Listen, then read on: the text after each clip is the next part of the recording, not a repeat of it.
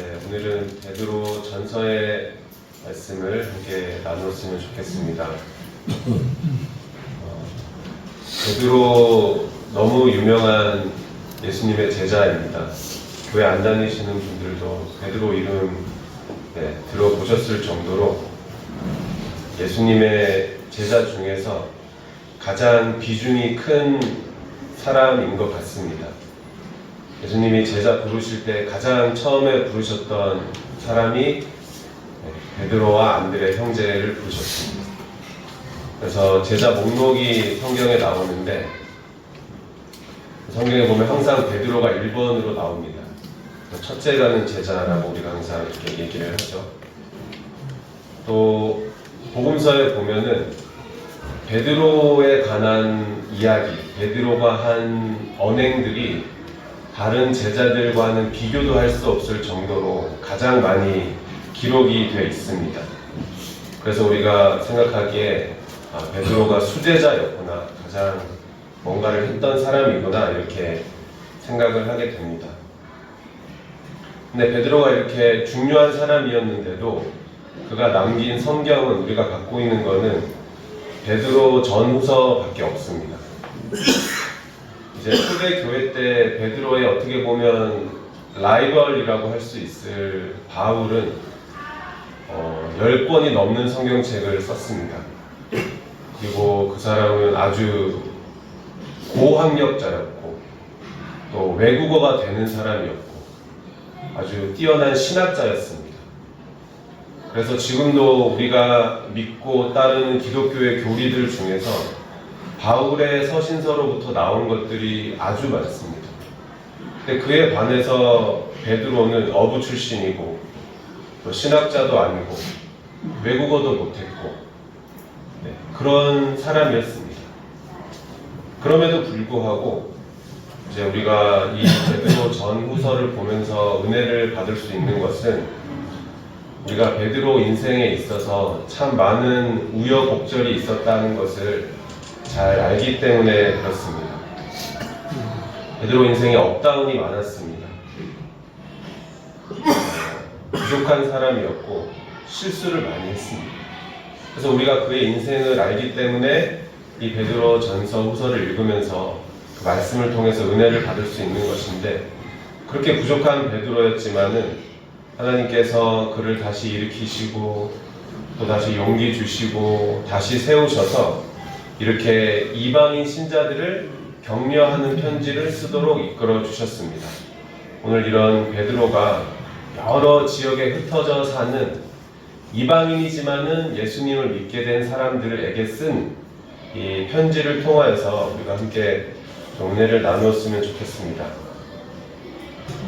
먼저 우리 본문 말씀 4절, 5절을 다시 한 번만 같이 읽어봤으면 좋겠습니다. 네, 시작. 하나님은 너희가 알았으나 너희에게 하시는 이유는 오래로 산 것이 실제나 너희도 산들 같이 신령한 집으로 세워지고 예수 그리스도로 말미암아 하나님이 그들에 같이 신령한 제사를 드릴 거룩한 제사장이 있으시라. 네. 베드로가 이제 힘들게 신앙생활하고 있는 이방인 신자들에게 말하기를 4절쯤에 뭐라고 되어 있죠? 예수님은 보배로우신 뭐라고요? 산돌이다. 그러니까 우리 주님께, 예수님께 나아가자라고 말하고 있습니다. 돌이라는 말을 사용했습니다. 베드로가 원래 돌하고 아주 관련이 많습니다. 베드로의 원래 이름이 다 아시죠? 시몬입니다. 시몬. 근데 지금 여기 지방도 그렇지만은 몇몇 이름으로 다 이렇게 돌렸으니까 같은 이름이 많았습니다. 그래서 베드로는 그 아버지의 이름을 이제 앞에 붙여서 바요나 시몬 그랬습니다. 요한의 아들 시모나 그랬죠. 그러면 좀 구분하기가 편해지니까. 원래 이름이 이제 시몬이었는데, 바요나 시몬이었는데 예수님께서 이 베드로를 만나시고는 새 이름을 주셨습니다. 그 이름이 우리 성경에 게바라고 나오는 케파라는 이름을 주셨습니다. 이 단어의 뜻이 뭐냐 하면은 돌입니다. 그죠? 바위라는 뜻인데, 이제 신약 성경을 쓴 사람들이 이 케파라는 말을 그대로 쓰기도 하지만은 이제 헬라어로 써야 되니까 번역해서 돌이라는 헬라어 단어를 갖고 온 게 뭐죠? 바로 베드로, 페트로스라는 말입니다. 우리가 익숙하게 잘 아는 페트라랑 같은 단어입니다. 그래서 당시 그 상황을 보자면은 예수님은 베드로를 그냥 바위야 돌아 이렇게 부르신 거죠. 좀 어색하지만은 뭐 우리로 따지면은 뭐가 있을까요? 뭐 반서가 뭐 이렇게 부르셨다고 볼 수가 있겠죠. 또 다른 제자들도 아마 베드로가 나이가 좀 많았던 걸로 보이니까 뭐 반석이 형님, 반석이 형 이렇게 불렀던 것 같습니다.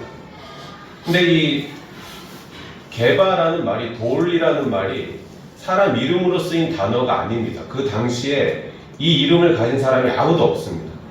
근데 굳이 예수님께서 생소한 바위라는 말로 이 베드로를 불러주셨습니다. 왜 그러셨을까요? 예수님 당시에 돌이라는 것은 건축하는 데 아주 중요한 재료였습니다. 돌로 집을 지었습니다.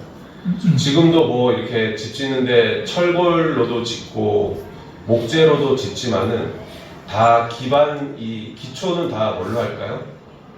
돌로 할 수는 없으니까 이렇게 돌과 같은 콘크리트로 이렇게 기초를 합니다. 그러니까 집을 짓는 데 있어서 건물이 올라가는 토대를 마련해 주는 것이 바로 이 바위, 돌이었던 것이죠. 그래서 오늘 본문 뒤쪽에도 보면은 우리가 읽지 않은 곳에는 계속해서 이제 베드로가 돌을 이 건물과 관련 지어서 계속 이야기를 하고 있습니다. 그러니까 예수님께서 베드로를 돌, 반석이라고 불러주신 이유는 너가 이렇게 어떤 토대가 되어라, 네가 기초가 되고 반석이 되라 라는 의미에서 이런 이름을 주셨던 것 같습니다. 이와 관련된 아주 유명한 일화가 있죠. 예수님과 제자들이 이제 가이사랴 빌립보라는 도시에 가셨을 때의 일입니다. 가이사랴 빌립보라는 이름 자체가 재밌는 것이 가이사랴는 황제 이름입니다. 그리고 빌립보는 당시 거기를 다스리던 왕의 이름입니다. 그러니까 도시 이름이 뭐예요? 황제 이름 플러스 왕 이름입니다. 그럼 그 도시에 황제 이름을 갖다 붙였으니 얼마나 잘 해놨겠습니까? 그죠? 으리으리한 건물이 있고 또 황제의 신상이 있고 아주 멋진 도시였을 겁니다. 그런 멋진 곳에 남루한 복장의 예수님과 제자들이 가신 거죠. 으리으리한 건물 사이에서 로마 제국의 정말 찬란한 그 문화가 있는 곳에서 예수님께서 제자들에게 물어보십니다. 얘들아, 사람들이 나를 뭐라고 부르냐? 내가 누구로 알려져 있냐? 이렇게 물어보시니까 제자들이 뭐 선지자고 엘리야고 뭐 이런 얘기를 하다가 베드로가 아주 중요한 말을 합니다. 뭐라고 하죠? 주는 그리스도시, 또 살아계신 하나님의 아들입니다 라는 놀라운 신앙 고백을 베드로가 했습니다. 그랬더니 예수님께서 시몬아, 너 참 복이 있다. 너 이거 하나님이 너에게 알려주신 거다. 그리고 말씀하시기를 너는 이제 베드로다. 너는 바위다, 반석이다. 내가 이 반석 위에 교회를 세우겠다라고 말씀해 주셨습니다. 또 하나 주시죠. 뭐라고 축복해 주시죠? 천국의 열쇠를 너에게 주겠다라는 말씀하셨어요. 지구상에 태어난 인간 중에서 예수님에게 이 정도 칭찬 들은 사람이 있는지 모르겠습니다. 인간으로서 들을 수 있는 가장 최고치의 칭찬과 직분을 부여받은 것입니다. 베드로가 반석, 교회의 반석이 되고 또 천국의 열쇠를 가진 사람이 됐습니다. 그래서 카톨릭에서는 이 베드로를 일대 교황이라고 말하지 않습니까? 또 열쇠를 가지고 있으니까 성 베드로 성당 지을 때 그 앞에 광장을 이렇게 열쇠 구멍 모양으로 만들었잖아요. 그만큼 이 엄청난 이름을 얻고 엄청난 직위를 얻은 사람이 바로 베드로였습니다. 그 뒤로 베드로의 삶이 여러분 어땠겠습니까? 제자들도 다 옆에 있었고 다 소문 났을 텐데 우리 베드로 형님은 예수님이 인정한 반석이다. 예수님이 천국 열쇠 주셨다. 항상 그 꼬리표가 따라다녔지 않겠습니까? 어딜 가도 이분 우리 교회의 반석 되실 분, 이분 천국 열쇠를 가지신 분. 그런 이제 항상 사람들의 우러러봄이 있었을 겁니다. 근데 그런 베드로였는데도 실패하고 또 무너지고 여러 이제 우여곡절을 겪은 것이죠. 그리고서는 오늘 이 베드로 전서에서 거의 말년쯤에 지금 이 베드로가 고백하기를 뭐라고 고백하고 있죠? 원래 자기가 반석인데 걸어다니는 돌이 자기였는데 지금 누가 돌이라고 말하고 있습니까? 네, 내가 반석이라는 이름은 내가 사실은 얻었지만은 내가 지금 지나놓고 보니까 내가 반석이 아니다. 내가 어떤 대단한 신앙 고백하고 어떤 삶을 살았더라도 내가 반석이 될 수 없고 누가 반석이라고요?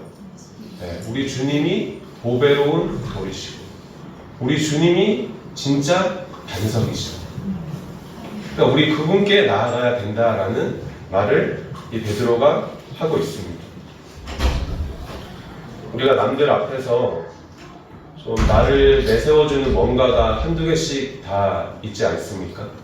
내가 어떤 살아온 경력, 내가 어디에서 일하고 있다 이런 것들이 남들 앞에서 내 삶의 반석이 될 수 있습니다.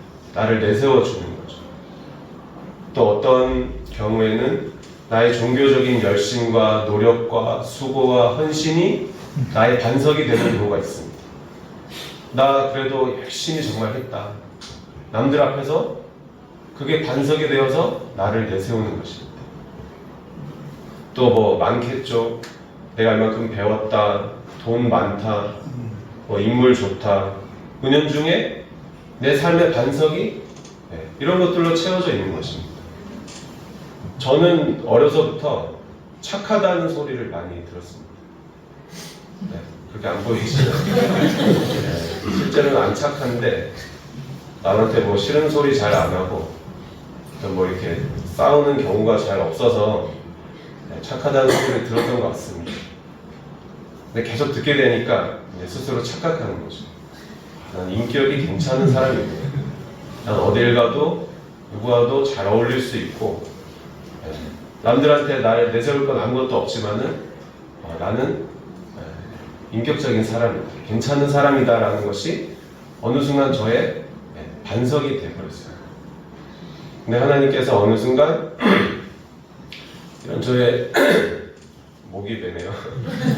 교만함을 반석이 아니었는데 반석의 자리에 있으니까 다 깨부셔주시고 내 인격이 괜찮은 줄 알았는데 그거를 다 없애주시고 깨닫게 해주셨습니다.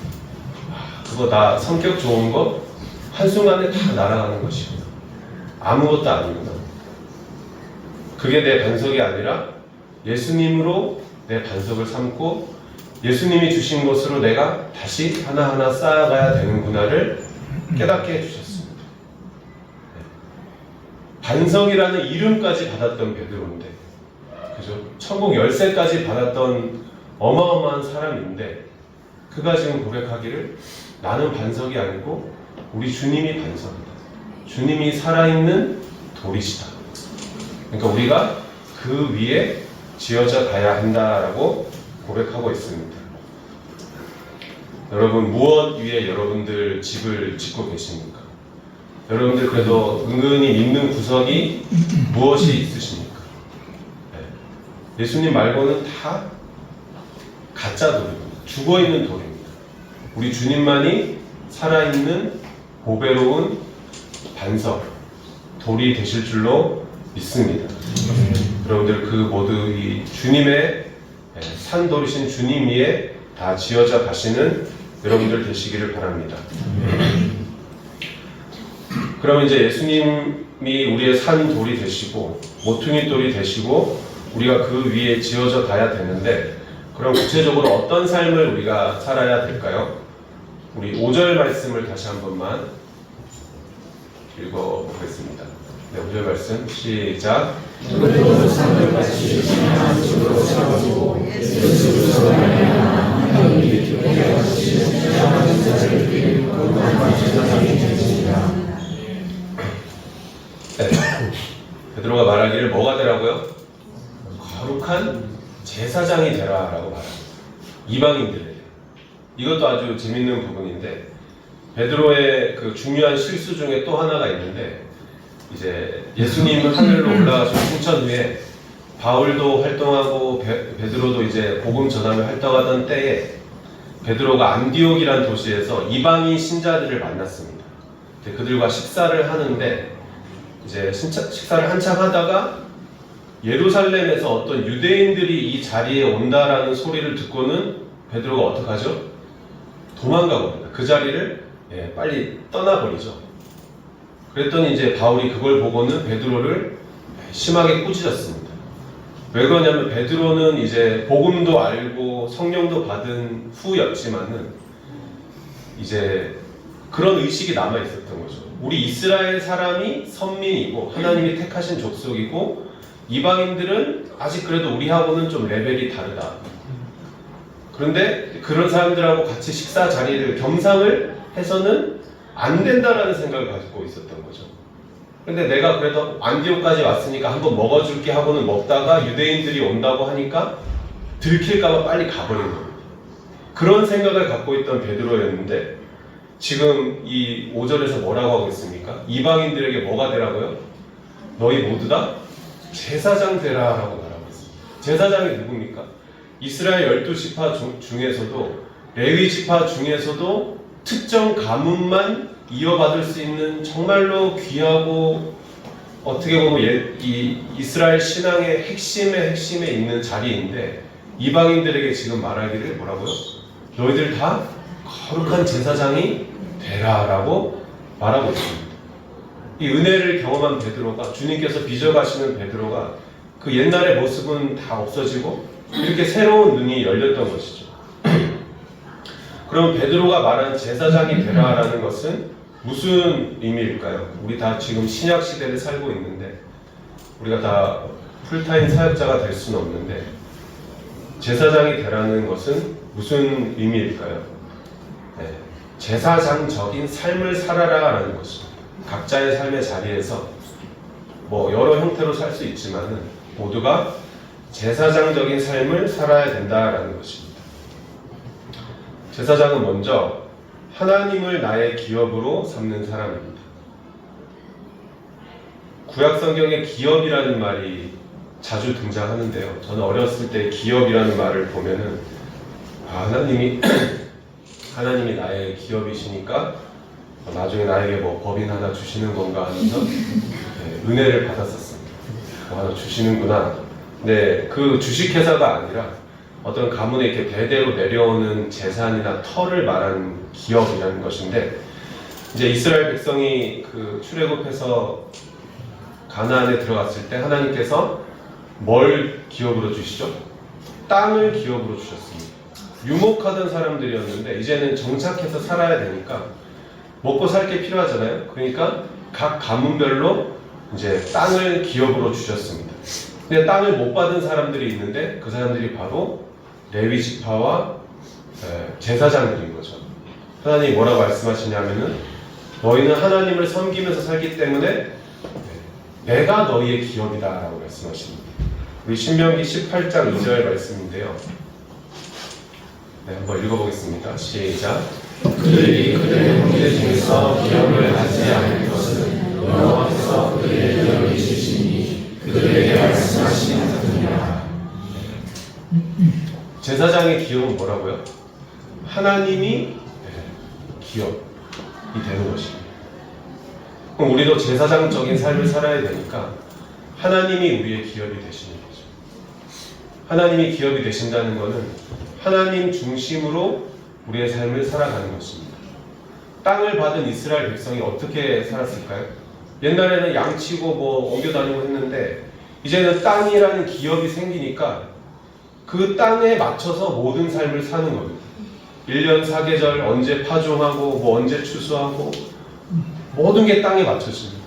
땅을 살피고 항상 우리의 모든 삶을 땅 중심으로 살아가는 것입니다. 우리도 하나님이라는 기업을 받았으니까 하나님을 중심으로 사는 것이죠. 어디에 살든지 무슨 일을 하든지 어떤 형태로 살든지 간에 항상 하나님의 뜻을 구하고 또 하나님이 뜻하신 대로 살기를 노력하고 힘쓰고 또 하나님의 귀한 공동체 교회를 사랑하면서 하나님 중심의 삶을 사는 것이 제사장적 삶을 사는 것입니다. 우리가 속지 말아야 될 것은 하나님 중심으로 산다는 것이 어떤 환경을 말하지 않습니다. 제가 예전에 몇몇 교회에서 이렇게 사역할 때를 돌이켜 보면요, 뭐 새벽부터 나가서 교회에 하루 종일 있고 교회 안에서 생활하고 모든 예배 다 참석하고 일을 하는 거 다 교회 일을 하는 건데도 하나님 중심으로, 그것 때문에 하나님 중심으로 살았다라고 말할 수는 없습니다. 교회 안에 파묻혀 살았지만은 그게 하나님 중심의 삶이라고 말할 수는 없는 것이죠. 중요한 것은 우리의 마음을 하나님께 드리는 것입니다. 마음과 뜻과 정성을 다 하나님께로 드리고 맞출 때 우리가 진정으로 하나님 중심의 삶을 살 수가 있습니다. 여러분 모두 이 거룩한 제사장, 하나님을 중심으로 사는 여러분들 다 되시기를 바랍니다. 또 하나 거룩한 제사장으로 산다는 것은 거룩한 것과 속된 것을 구별할 줄 아는 삶입니다. 제사장이 하는 중요한 일 중에 하나가 있는데 제사를 집전하는 거겠죠. 물론 제물을 갖고 오면 뭐 어떻게 하고 하나님께 제사를 드리는 건데 또 한 가지 중요한 게 뭐냐면 제사장의 임무 중에 하나가 정한 것과 부정한 것을 누가 판단하죠? 제사장이 판단을 해줍니다. 거룩한 것과 속된 것을 제사장이 판단을 해서 부정한 것이 성전을 더럽히지 않도록 하는 일을 제사장이 했습니다. 레위기 10장 10절 말씀 이렇게 읽겠습니다. 시작. 그리하여 너희가 거룩하고 속된 것을 판단하며 정한 것을 판단하고, 하나님께서 지금 제사장 집안에 명령을 주셨는데 무슨 명령 주셨죠? 거룩하고 속된 것을 뭐 하라고요? 제사장인 네가 분별해야 된다. 뭐가 좋고 나쁜지를 네가 알 수 있어야 된다라고 말씀하십니다. 옛날 사람들은 지금보다는 비교적 단순한 삶을 살았던 것 같습니다. 그죠? 사회가 복잡하지 않았습니다. 그래서 무엇이 선이고 무엇이 악인지 비교적 지금보다는 쉽게 판단할 수 있었습니다. 살인하지 마라, 도둑질하지 마라, 훔치지 마라, 간단하지 않습니다. 근데 이제 현대사회로 오면서 복잡해졌습니다. 소통이 활발해지고 정보가 넘쳐나니까 모두 다 제각기 자기 말을 하고 있는데 뭐가 뭔지 모르는 시대에 우리가 살고 있습니다. 제가 유튜브 보니까 어떤 사람은 비타민 영양제 먹으라 그러고 누구는 먹지 말라 그러고 카놀라유가 좋다 그러고 어떤 사람은 카놀라유 먹으면 안 된다 그러고 알 수가 없는 거죠. 사소한 것들이지만 근데 진짜 문제는 우리 기독교 앞에 닥친 큰 도전과 과제들 앞에서 우리가 분별할 수 있어야 된다. 무엇이 선한 것이고 무엇이 악한 것인지를 어렵지만은 우리가 분별할 수 있는 힘이 필요합니다. 어떻게 하면 구별할 수 있을까요? 제가 생각하기로는 우리가 하나님의 기준을 알아야 되는데 그 하나님의 기준을 아는 방법은 이 말씀을 통해서입니다. 말씀을 읽을 때 우리가 깊이 있게 또 넓게 읽어야지 이 하나님의 기준을 알 수가 있습니다. 많은 분들이 하나님의 말씀을 꽃다발 만드는 것처럼 읽으시는 분들이 있습니다. 꽃다발이 뭐죠? 여기서 예쁜 거 하나, 여기서 좋은 거 하나 이렇게 조합해서 하나의 꽃다발 만들지 않습니까? 자기가 좋아하는 경구집인 거죠.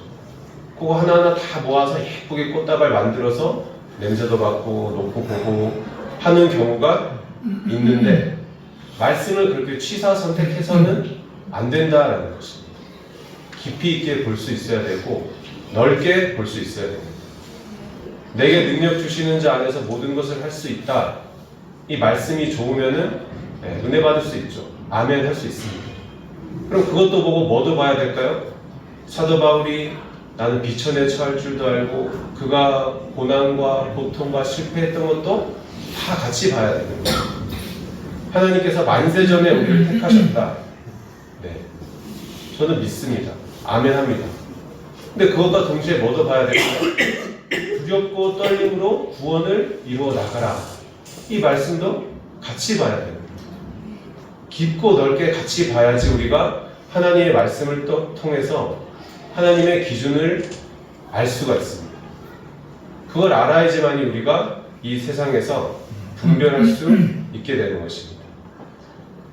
여러분들, 우리 말씀을 통하여서 주님께서 우리에게 주신 이 깊은 말씀을 통하여서 무엇이 정하고 또 무엇이 부정한지를 구별할 수 있는 제사장들이 다 되시기를 바랍니다. 네, 우리 마지막으로 9절 말씀, 오늘 본문에 한번 읽어보겠습니다. 말씀 시작. 그러나 너희는 택하신 족속이요 하나님 같은 제사장들이요 너는 나라요 그리스도의 아들 백성이니 이는 너희를 어두운 데서 불러내어 그의 귀한 빛에 들어가게 하시니에 아름다운 것을 선포하게 하여 주시나라. 네, 베드로가 이제 우리 주님만이 산 돌이시다, 보배로운 돌이시다라는 이야기를 하면서 너희가 그 위에 지어져야 되고 제사장으로 살아야 되고 하면서 이 9절에 와서 이제 어느 정도 결론이 납니다. 베드로가 권면하기를 너희는 택한 백성, 하나님이 너희를 선택하셨다. 그리고 왕같은 제사장이라고 했는데 조금 논란이 있습니다. 이거는 조금 부정확한 번역일 수 있는데 제사장 나라라고 이해하시면 됩니다. 너희를 택하셨고 너희는 제사장의 임무를 하는 사람들이다. 그리고 거룩한 나라고 하나님의 소유들이다 라고 이제 결론을 내는 거죠. 그렇게 결론을 내서 마지막에 그래서 너희가 뭘 하러 갑니까? 우리를 어두운 데서 불러내어 기이한 빛에 들어가게 하신 하나님의 덕을 어떻게 하라고요? 너희가 이제 그 덕을 선포해야 된다. 하나님의 덕, 하나님의 높으심과 뛰어나심과 그분의 놀랍고 보배롭고 부유하심을 너희가 어떻게 하라고요? 너희를 불러주시고 택해주시고 거룩한 민족 제사장으로 삼아주셨으니까 이제는 너희가 뭐 하라고요? 너희가 세상에 그 하나님의 덕을 선포해야 된다, 알려야 된다라고 말씀하고 있습니다. 하나님께서 우리를 사용해 주십니다. 혼자서 다 하실 수 있지만은 굳이 연약한 우리를 부르셔서 사용하시는데 그 목적이 뭐라고요? 하나님의 덕을 우리를 통하여서 선포하게 하십니다. 우리의 삶을 통하여서 우리가 거룩한 제사장이 되면은 하나님께 영광을 돌릴 수 있고 그 기쁜 일에 참여를 할 수 있다는 것입니다. 제가 어려서 시골에서 사고 친 게 하나 있는데요. 일생일대 지금까지 제가 재산상 큰 손해를 입힌 게 딱 한 번 있는데 불을 낸 적이 있습니다. 시골에 이제 가을에 추수가 다 끝난 볏집을 이렇게 쌓아뒀는데 꽤 크게 쌓아뒀는데 친구들이랑 그 밑에서 이제 성냥으로 불장난하다가 불이 붙어버려갖고 정말로 큰 제가 사고를 친 적이 있습니다. 그때 정말 그 마을을 뜨고 싶었는데 친구 집에 가서 이제 숨어 있었는데 나중에 부모님이 이제 찾으러 오시더라고요.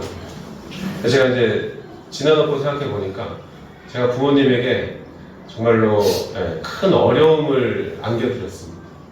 그 돈 다 물어주셨을 것이고 뭐 돈은 돈이지만은 그 작은 마을에서 목회하고 계셨던 부모님의 제가 뭐라는 거죠? 명예를 실추시킨 거죠. 곤란하게 만든 거죠. 부모님이 그 마을에서의 관계를 곤란하게 만들어 버렸습니다. 평판이 낮아지게 한 것입니다. 근데 하지만 우리가 이런 실수를 하기도 하지만 반대로 우리가 뭘 할 수 있다고요? 제사장 직분을 잘 감당하고 산돌이신 예수님 위에 세워지면 우리가 평판을 낮추는 게 아니라 하나님의 덕을 선포할 수 있다는 거예요. 그 기쁜 일에 우리가 쓰임 받을 수 있고 참여할 수 있다는 것입니다. 자녀된 우리에게 부모님께 영광을 돌리는 것보다 또 기쁜 일이 무엇이 있겠습니까? 나를 통해서 우리 부모님이 으쓱해지신다. 나 때문에 우리 부모님이 사람들에게 존경을 받는다. 그러면은 그거보다 더 기쁜 일이 무엇이 있겠습니까? 근데 우리가 거룩한 제사장으로 살아갈 때 이 귀한 사역을 감당할 수 있다는 것입니다. 우리 요르단 한인교회 모든 믿음의 식구들 한 분도 빠짐없이 하나님의 덕을 선포하는 이 귀한 사역에, 이 기쁨이 넘치는 사역에 모두를 다 참여하시기를 바랍니다. 우리 모두가 택하신 족속, 또 제사장 나라, 거룩한 민족, 하나님의 소유가 된 백성이라는 사실을 꼭 기억하시고, 나를 통하여서 하나님의 덕이 선포되고 우리를 통하여서 하나님의 이름이 높아지는 그런 기쁨을 다 누리게 되는 우리가 되기를 간절히 소망합니다. 함께 기도하겠습니다. 우리 먼저 기도하실 때에 보배로운 산 되신 주님께 우리가 나아가기를 원합니다. 내 인생에 다른 어떤 것도 우리가 반석으로 삼지 않고 다른 어떤 것도 우리가 그 위에 인생을 건설할 수 없습니다. 세상의 무엇도 우리의 반석될 수 없는데 보배로우신 산 되신 우리 주님만이 우리의 반석되심을 믿고 우리가 그 위에 지어져 가야 될 줄로 믿습니다. 우리 나의 삶을 지탱해 주시는 보배로운 우리 반석되신 주님께 나아가면서 다른 어떤 것도 내 반석으로 삼지 않을 것을 다짐하면서 우리 다 함께 기도하겠습니다. 사랑해 주님, 주님만이 우리의 반석 되시고 주님만이 보배로운 산 돌이요 주님만이 우리의 기초가 되시고 보통이 돌리시고 아버지 주님, 그동안 내가 반석으로 이겨왔던 것들, 그동안 내가 자랑했던 것들, 나의 열심과 헌신과 수고와 또 나의 인격과 나의 성취한 것들과 내가 이루어놓은 것들과 내가 배운 것들과 내가 타고난 것들과 그 어떤 것도 내 인생에 있어서 반석되지 않게 하시니 오직 주님만이 나의 반석 되시고 주님만이 나의 보배로운 사지돌이 되셔서 우리가 그 위에 지어져 가기를 원하소서. 아버지, 부족한 우리를 불쌍히 여겨주시옵소서. 우리를 긍휼히 여겨주시옵소서. 우리가 그동안 반석으로 샀던 것들을 버리게 하여 주시옵소서. 새로 지어지게 하여 주시옵소서. 주님 위에 우리가 새로 지어지게 하여 주시옵소서. 보배로우신 산돌이신 주님께 나아가기 원합니다. 주여, 주님만 우리의 모퉁이 돌리시네. 우리 인생이라는 집을 주님만 지탱하실 수 있어. 아버지, 도와주시옵소서. 주님께만 나아갑니다. 우리의 모든 것 다 버리고 주님께 나아갑니다. 아버지, 연약한 우리를 붙들어 주시옵소서. 새로 지어지게 하여 주시옵소서. 주님의 것으로 새로 지어지게 하여 주시옵소서. 온전히 지어지게 하여 주시옵소서. 아버지, 주님만 바랍니다. 하늘의 신령한 자들로 우리를 불러주시옵소서. 하늘의 신령한 자들로 우리를 불러주시옵소서. 채워주시옵소서. 아버지, 우리가 많은 자들이 되게 하여 주시고 주님을 향하여 많은 자들이 되게 하시고 신령이 가난한 자들이 되게 하시고 아버지, 주님으로 새로 지음받게 하여 주시옵소서. 보배로우신 산돌 위에 새로 지음받게 하여 주시옵소서. 아버지, 다음으로 우리에게 부여된 거룩한 제사장의 직분을 잘 감당할 수 있기를 원합니다. 하나님만을 나의 기업이요 나의 분기수로 삼아서 하나님 중심의 삶을 살도록 다른 것이 내 삶의 중심에 놓이지 않도록 이 시간 하나님께 우리의 마음을 다 드리고 나의 마음과 뜻과 정성이 다른 것으로 향하지 않고 온전히 하나님께로만 향할 수 있도록 우리 함께 기도하겠습니다. 아버지 하나님, 감사합니다. 우리의 마음이 다른 곳으로 흩어지지 않게 하여 주시옵소서. 우리의 삶이 하나님 중심으로 살아가게 하여 주시옵소서. 아버지,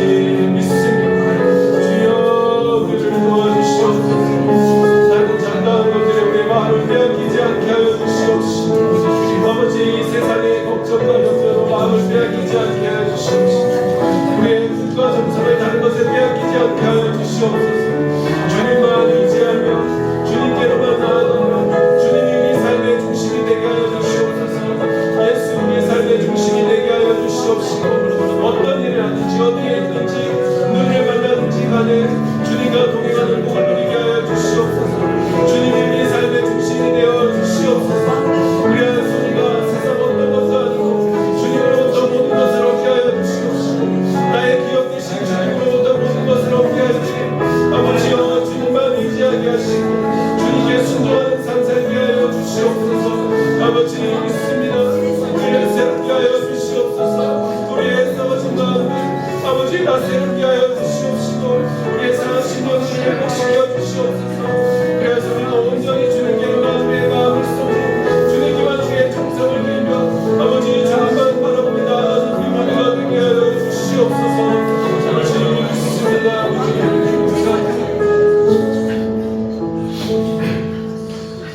우리 마지막으로 이제 기도하실 때 주님께서 우리를 어두운 데서 불러내어 주셔서 빛으로 들어가게 하셨습니다. 그리고 말씀하시기를 하나님의 덕을 선포하는 삶을 살아라라고 말씀해 주셨습니다. 이 귀한 사역에 누구도 예외가 될 수가 없습니다. 우리 너무나 부족하지만은 주님 의지하며 순종함으로 하나님의 높으심과 보배로우심을 세상에 알 수 있는 삶을 살게 해달라고 이 시간 우리 간절하게 기도하겠습니다. 사랑의 주님 아버지 감사합니다. 이 부족한 자를 불러주셔서 아버지여 주님의 이름 안겨 주시옵시고 우리의 공동체 안에 우리에게 주시니 감사합니다. 아버지 빈절이 그렇고 나옵니다. 우리가 부족하지만 거룩한 제사장으로 살아갈 때 주님 정말로 주님의 덕을 선포할 수 있는 우리 모두가 되게 하여 주시옵소서. 어두운 데서 우리를 불러내어 주시고 거룩한 나라요 그의 소유가 된 백성이요 아버지여 택한 백성 제사장의 나라로 우리를 불러주셨는데 우리가 그 책무를 다하지 못하지만 넘나드는 아버지 우리를 불쌍히 여겨주시고 우리를 다시 새롭게 하여 주실 때 아버지 믿습니다. 우리가 하나님의 덕을 선포하게 하여 주시옵소서. 그 빛으로 들어가서 우리가 놀라우신 하나님의 높으심과 하나님의 대단하심과 하나님의 부유하시고 부끄러우심과 하나님의 극진하시고 높으심을 신령하신 주님 우리가 이 세상에 선포하게 하여 주시옵소서. 그래서 우리가 이 땅에서 일꾼 되게 하시고 하나님의 나라를 전파하는 일꾼들 되게 하여 주시옵시고 아버지여 놀라운 죄인을 행하는 귀한 사역자들 다 되게 하여 주시옵소서. 주님의 아들과 딸로 살아갈 때에 밑에서 살아가게 하여 주시옵시고 주의 놀라운 덕을 선포하는 귀한 사역 귀하게 감당할 수 있도록 우리 모두를 붙들어 주시옵소서. 아버지 믿습니다.